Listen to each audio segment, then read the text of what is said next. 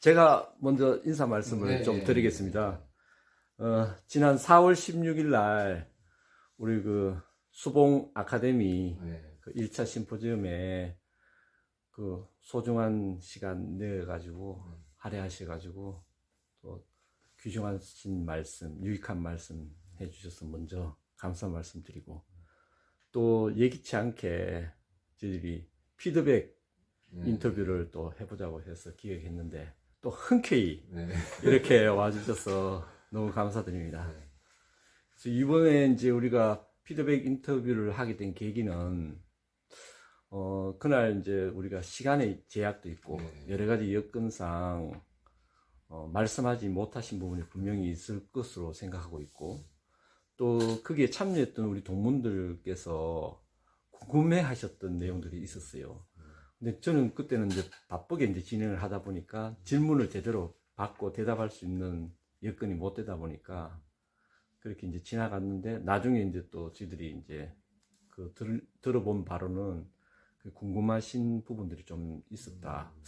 그래서 제가 생각해 보니까 이건 또 다시 우리가 뭐 심포지엄 하기는 그렇고, 그래서 그 좋은 질문들을 모아서 또 강사님 좀 힘드시겠지만 한번 간단하게 인터뷰를 형식으로 한번 해보면 또 여러 사람에게, 또 그 질문하신 분을 중심으로 해서는 특히 더 하겠지만 도움이 많이 되겠다. 그렇게 해서 이렇게 한번 기획해보게 되었습니다. 저는 뭐 지난번에 그 초대해 주셔서 그 동문들하고 이렇게 한 시간 동안 이런저런 얘기 나누면서 저한테도 상당히 의미 있는 시간이었고, 또 끝나고 나서 또 이런 피드백 주시면서 또 얘기를 좀 더 보강해 달라는 그 얘기에 저도 충분한 공감이 되고, 그래서 뭐 기탄 없이 뭐 모르시면은 제가 아는 범위 내에서 제가 경험했던 그런 다양한 정보들을 솔직하게 오늘 얘기 같이 나누도록 하겠습니다. 네, 고맙습니다. 그래서 먼저 우리 그 질문을 뭐 제가 이렇게 하는 것보다는 또 우리 김철진 선배님께서 자연스럽게 대담 형식으로 그렇게 한번 진행해 보도록 하겠습니다. 선배님 뭐 간단한 인사를 비롯해서 뭐 하실 말씀. 우리 이수홍 우리 후배님이 또 이런 자리를 마련해 주셔서 대단히 감사하고 기대를 합니다. 먼저 우리 김민선 강사님께서 약 한 달 전에 우리 동문들을 위해 좋은 내용을 말했는데, 궁금한 사항이 일부 있어서 오늘 이 자리를 이렇게 마련하게 되었습니다. 그래서 저도 역시 정년퇴직 후에 제2의 삶, 제2의 자업을 만들면서 활동을 하고 있는데, 우리 저희들 후배님들께서 아직까지 많은 궁금한 부분들이 많기 때문에 오늘 뭐 편안하게 강사님께 몇 가지 어떤 직종이 좋은지, 또 어떤 분야에 그걸 어느 한 특정인에 의해서 말을 할 수는 없겠지만 평균적으로 지금까지 경험하신 내용들을 간략하게 좀 설명을 해주시면 도움이 되지 않겠나 생각합니다. 예, 알겠습니다. 질문 포괄적으로 하면은 또 얘기하기가 좀 쉽지 않으니까 구체적으로 달락달락 질문해 주시면 제가 조목조목 그냥 상세하게 설명해 드리도록 할게요. 예.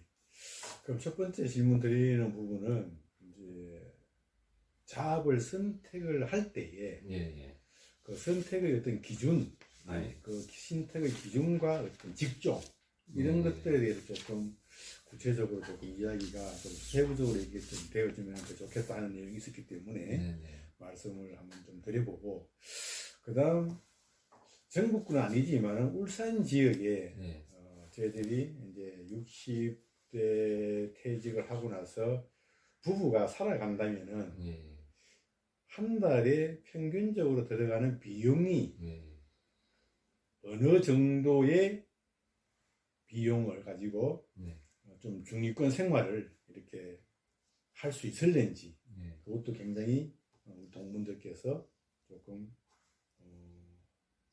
좀 첨예한 그런 어떤 과제, 숙제, 어떤 그런 부분들입니다.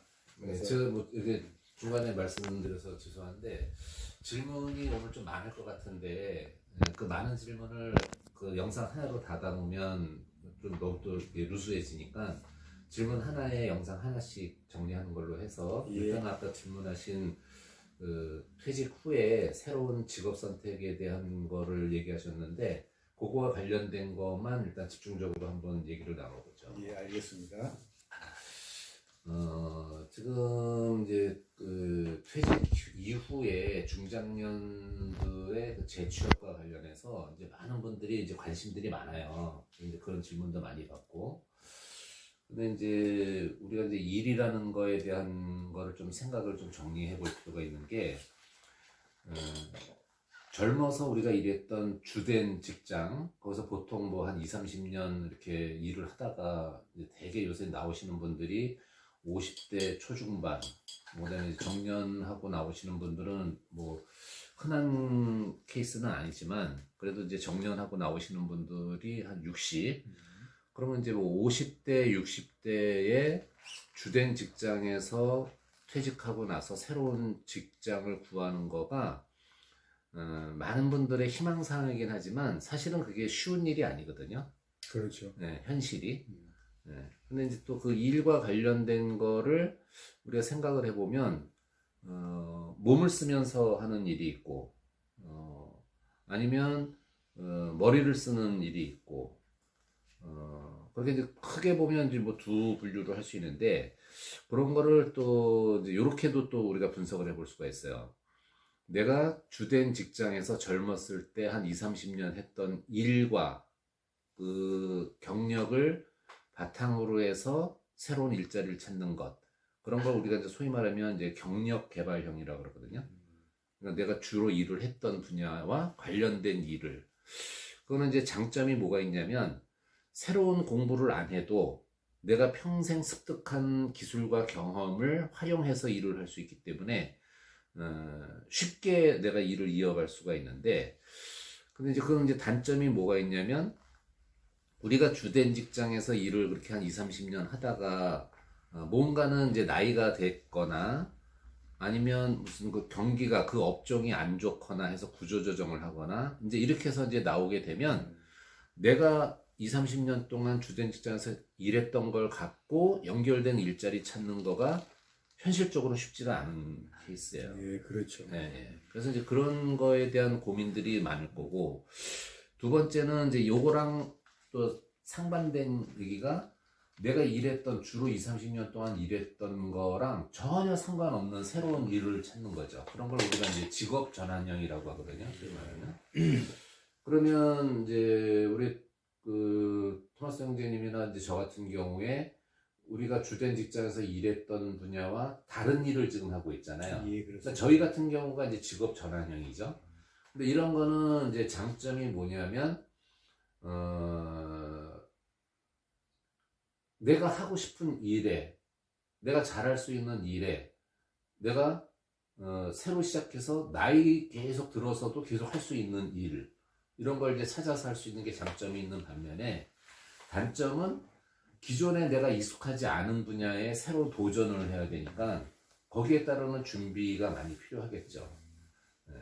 그 다음에 이제 세 번째 유형은 우리가 소위 말하면 이제 사회 참여형이라고 그래갖고, 공공근로나 뭐 아니면 공익적인 목적을 갖는 일자리들이 또 있어요. 아니면 뭐 그 지방자치단체에서 필요한 공공근로라든지. 근데 이제 이런 거는 또 문제가 뭐냐면, 워낙 이런 일자리를 찾는 사람들이 많다 보니까, 이게 점수화 해갖고, 거기에 적합한 조건이 돼야 되는데, 그러려면 이제 뭐 워낙 이제 살기 힘들어 하시는 분들을 우선 배정할 수밖에 없다 보니까, 뭐, 이제 기업체에서 뭐 한 20, 30년 있다가 이렇게 퇴직하신 분들 같은 경우에, 본인이 갖고 있는 그런 자산 규모로 봤을 때 이런 공공근로에 참여할 수 있는 기회를 얻는 거는 뭐 하늘의 별따기보다 더 어려워요. 예, 맞습니다. 네. 그러다 보니까 현실적으로 취업 목적에 따른 어떤 그 유형이 제가 지금 말씀드린 게 어떤 일자리든지 이 셋 중에 하나거든요. 우리가 이제 주된 직장에서 나와서 나이 들어서 일자리를 찾을 경우에는 그러면 내가 오랜 동안 가졌던 경험을 바탕으로 해서 경력 개발형으로 할 건지 아니면 기존의 것을 다 그 제로 베이스에서 출발해 갖고 지금 이 시대가 필요로 하는 분야에 내가 새로 진입할 것인지 그걸 이제 직업 전환형을 하든지 뭐 사실은 둘 중에 하나겠죠. 그런 걸 할 때 아까 제가 전자에 말씀드린 머리를 쓰는 일인지 아니면 몸을 쓰는 일인지 그런 걸 잘 이제 조합을 해서 해야 되는데 이런 말씀을 드리면 많은 분들이 경력 개발형을 원하는 경우가 많아요. 그렇죠. 왜냐면 쉽게 접근하고 싶은 거고, 그다음에 새로운 투자를 하고 싶은 마음은 없고, 그다음에 이제 그 공통점이 뭐냐면 이제 큰 돈벌이보다는 집에 있으면 너무 무료하고 하니까 좀 소일거리 삼아 할 수 있는 일이 없을까. 그런 식으로 접근하기 때문에 그냥 내가 익숙한 일, 내가 잘할 수 있는 일, 그동안 해왔던 일과 관련해서 내 경험이나 경력을 필요로 하는 데가 있으면 뭐 가서 그냥 출퇴근하면서 그냥 용돈벌이 정도 하겠다 이제 이런 생각인데 그건 너무 안일한 생각이고 그런 일자리는 특수한 직무 역량을 갖고 있지 않는 한은 현실적으로는 어렵다. 네. 그렇다면 차선으로 찾는 게 이제 그럼 직업 전환형일 때 이거는 이제 우리가 50대, 60대라 그러면은 나이 들어서 그렇게 새로 할 수 있는 게 뭐가 있냐. 이제 그거에 사람들이 관심이 많은 거죠. 그러다 보면 제가 이제 흔히 듣는 제일 많이 듣는 얘기들이 뭐 하고 싶어요 그러면은 대부분이 뭐 아파트 경비, 뭐 아니면 뭐 택시 운전, 뭐 이런 얘기들 많이 하거든요. 그러면 택시 운전, 뭐 경비라는 이 직업 자체에 대한 우리가 무슨 뭐 그 편견을 갖는 게 아니고 그렇게 접근한다는 얘기는 머리 쓰기 싫고 그냥 스트레스 안 받으면서 내가 그냥 성실하게 내 몸을 이용해서 일을 할 수 있는 이렇게 이제 접근을 하게 되는데 그러다 보니까 이제 그런 분야는 대부분 사람들이 그런 생각을 갖다 보니까 취업 경쟁률이 아주 치열하죠. 그런 걸 우리가 소위 말하면 이제 뭐 레드오션 피바다라고 하죠. 경쟁이 아주 치열하다. 그러면 이제 많은 사람들이 그런 거 말고 그러면은 경쟁도 치열하지 않고 남이 이렇게 아직 생각하지 않은 이런 블루오션 분야에 나한테 적합한 게 뭘까? 이제 이렇게 또 질문하시는 분들이 있는데 그렇게 하려면 우리가 이 사회의 변화를 우리가 예의주시해서 이 사회가 나를 필요로 하는 그런 분야가 뭐가 있을까? 이런 걸 우리가 깊이 성찰해 볼 필요가 있다. 이제 이런 말씀을 드립니다. 예. 지금 약 3가지형의 어떤 경력 개발형, 직업 전환형, 또 사회 참여형 이렇게 얘기해 주셨는데 우리 동문들의 각각 개개인으로 봤을 때 그 부분에 대해서 내가 어느 부분이 적합한지 어느 부분이 맞는지는 동문들께서 이렇게 이제 자기 운영의 묘를 부리면서 찾는 것이 굉장히 필요하다고 생각합니다. 또 저희 동기들 중에서도 특히 사회 참여형의 어떤 직종을 이렇게 했을 때는 조금 전에 강사님께서 말씀하셨듯이 굉장히 치열하다. 그렇죠. 인원이 너무 많다. 네. 특히 이게 베이버 붐 시대에 퇴직자들이 1년에 약 100만 명 정도 쏟아져 나오다 보니까 정말 저소득층이 아니면은 일반 기업체에서 근무를 하셨다가 나오신 분 같으면은 그 직종은 구하기가 힘들다 그렇죠. 하는 게 저도 최근 들어 많이 느끼고 있거든요. 네. 네, 오늘 어쨌든 그 노후 직업 선택 부분에 대해서는 방금 강사님께서 이렇게 간략하게 3가지 형태로 이렇게 설명을 해주셨기 때문에 저희들 동문님들도 아마 직종을 구할 때 조금 참고가 되지 않겠느냐 이런 생각을 좀 갖고 거기에 있습니다. 이제 하나 더 첨언해드리면 뭐 친구 따라 강남 간다는 얘기 있는데, 그러니까 다른 사람들이 이게 좋다더라 그래서 거기에 휩쓸릴 필요는 없다라고 생각해요. 왜냐면 사람마다 성향이 다 다르고 또 자기가 지향하는 바가 다 다르고 가치관이 다 다르기 때문에 남과 비교하지 말고 본인이 좋아하는 일, 자기가 잘할 수 있는 분야 이런 것들을 잘 찾아보시면 의외로 사람이 사는 이 속에서는 뭔가 필요로 하는 게 반드시 존재하거든요. 그러면 이 사회가 나한테 필요로 하는 게 뭘까, 그걸 잘 살펴보신 다음에 거기에 내가 그거를 할 수 있는지 없는지 이런 관점에서 접근을 하시면 좋을 것 같아요. 그리고 또 이제 많은 분들이 그러면 이런저런 자격증 얘기들 많이 하시거든요. 네.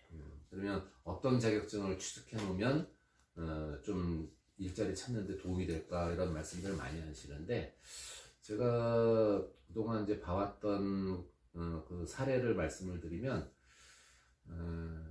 자격증 시대는 맞는데 그렇다고 해서 그냥 이것저것 무조건 자격증 딴다는 것도 사실은 생각을 좀 잘 해보셔야 되는 게, 저는 이제 뭐 자기계발 차원에서 어차피 뭐 퇴직하고 나서 할 일 없고 시간은 많은데 공부 삼아, 자기 개발 삼아서 자격증 공부하는 거는 그건 뭐라 할 필요가 없죠.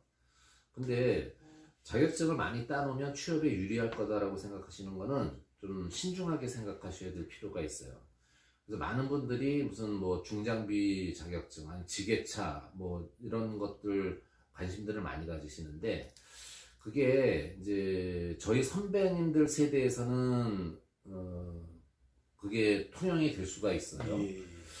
그 당시에는 뭐 대부분의 저희 또래 사람들은 다 이제 직장에 있고, 이 바깥에 이 사회에서는 그런 자격을 갖고 있는 젊은 사람들이 없고, 그러다 보니까 나이가 있다 하더라도 그런 자격증 있는 사람을 필요로 했는데, 요즘은 저희 나이 또래의 사람들도 있지만 50대 초반에 그 회사에서 나온, 주된 직장에서 나온 분들이 많거든요. 예. 그러면 50대에 그 지게차 운전을 직접 한 10년, 20년 했던 분들이 자격증 갖고 있는 50대하고, 저희처럼 이제 60대에 퇴직하고 나서 그런 자격증이 유리하다 해갖고 최근에 이제 자격증을 딴 사람하고, 그러면 지게차 운전사가 필요로 하는 그 채용을 하려고 하는 사람 입장에서 보면 경력을 갖고 있는 50대 자격증 소지자를 필요로 할까, 아니면 60대에 최근에 신규 면허, 경력도 없는 사람을 자격증이 있다고 채용을 할까라는 관점에서 보면 당연히 뭐 50대 초반에 예, 그렇죠. 경력이 있는 사람일 테니까 그런 것도 한번 신중하게 생각하실 필요가 있겠다, 이런 생각이에요. 예. 뭐 아주 뭐 이제 열띠게 토론이 되고 있는데, 이제 제가 이제 이렇게 좀 조심스러운 질문입니다만은, 이제 미래에 어떤 직종이 이제 그러면 유망할까, 또 미래까지 이제 살아남을까, 뭐 또 그런 어떤 그 의문들이 생기고 하는데, 이게 사실은 정답은 없는 거죠. 그건 뭐 누가 그렇죠. 뭐가 예측하기가 좋다라고. 쉽지 않죠. 맞습니다. 그 예측하기 쉽지 않는데, 그래도 이제 이 분야에 오래 계셨으니까 혹시 그래도 좀 조심스럽겠지만 이런 종류는 좀 좋지 않겠는가. 뭐 예를 들면 뭐 고령화 저출산 사회라는 것은 이제 분명히 도래하는 어떤 그렇죠. 시대적 흐름이니까, 예를 들면 고령 인구를 위한 뭔가 어떤 직종, 또는 뭐 저출산에 관련돼서 또 뭐 생각해 볼 수 있는 것, 그렇죠. 뭐 그런 어떤 부분은 좀 생각해 볼 수 있는데, 강사님께서 이렇게 생각해 보셨을 때, 내가 이렇게 경험해 봤을 때 그래도 이쪽 분야는 좀 괜찮을 것 같다, 뭐 그렇게 혹시 이렇게 생각하시는 게 있는지 궁금합니다. 원장님 아주 적절한 질문 해주셨는데, 그 10년 뒤의 세상을 미리 예측하면서 그 비전 있는 그런 직종 택한다는 거는, 우리가 이제 고등학교 때 이제 대학 진학할 때 그 학교 졸업하고 군대 갔다 오고 내가 사회에 진출하려면 10년 뒤에 그렇죠. 세상을 미리 네. 예측해야 되잖아요. 그것처럼 이게 쉬운 일이 아닌데 우리가 이제 뭐 대학 들어갈 때는 뭐 기계공학과가 좋을 것 같다 그랬는데 졸업할 때쯤 되면 오히려 전자공학과가 더 취업이 잘 된다든지 뭐 이제 이런 얘기거든요. 근데 이 인구 변화는 우리가 미래를 미리 예측할 수 있는 선행 지표에 해당되거든요. 그러면 우리가 지금 시점으로부터 10년 전에 지금 우리가 살고 있는 이 시점에 어떤 분야가 필요할 건가는 이미 10년 전에 우리가 충분하게 예측이 가능했던 부분이란 말이에요.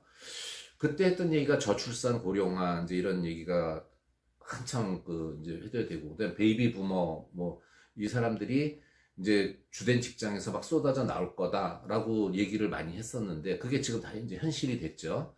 그러면 지금부터 10년 뒤는 그러면 지난 10년 과거를 봤을 때 앞으로 10년 뒤는 어떻게 될 건가는 뭐 지극히 정상적으로 지금에서 큰 변화 없다 그러면 저출산 고령화의 이 추이는 변함이 없을 거다. 그러면 점점 고령 인구는 늘어나고 그다음에 어린애들은 더 적어지고 그러면 우리 생활 주변에서 보면 울산의 북구가 전국의 그 기초자치단체 중에서는 제일 젊은 도시에 속하거든요. 그러면 우리 주변에 유치원이 제일 많단 말이에요. 울산에서 이 북구가.